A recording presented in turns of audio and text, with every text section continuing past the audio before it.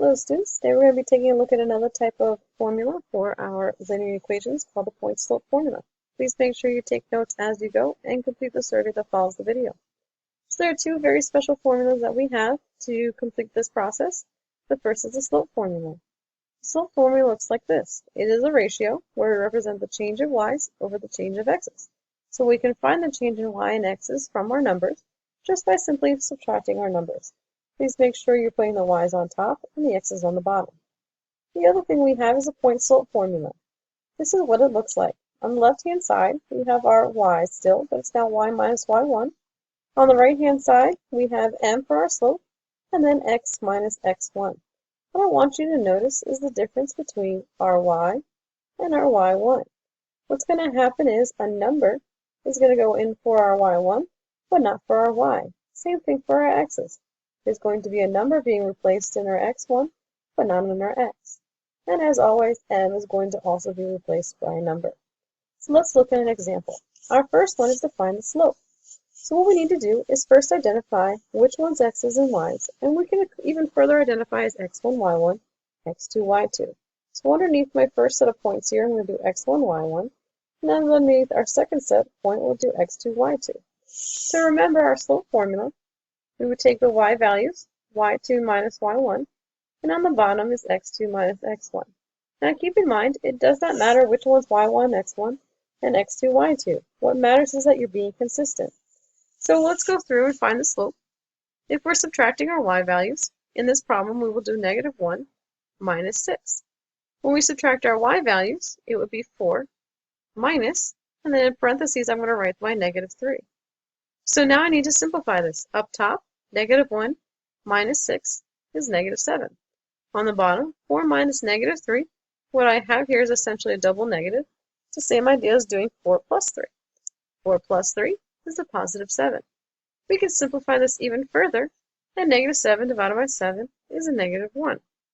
The reason we need this is because we're going to need our slope in our slope formula, our point slope formula, so we need to make sure we know how to calculate that first, and then we can create our formula from there.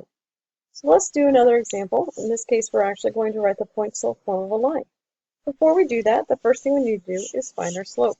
So what I'm going to do is again identify x1, y1, that's an x, and x2, y2. So now I'm going to find my slope.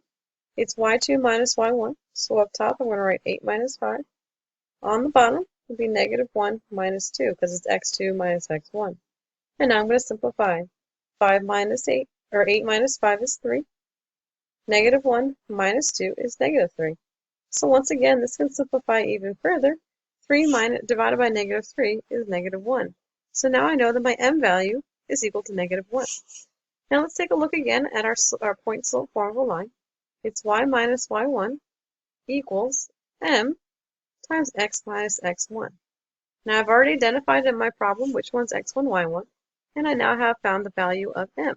So you're going to substitute in your x1, y1, and your m value, and you're going to leave y and leave x.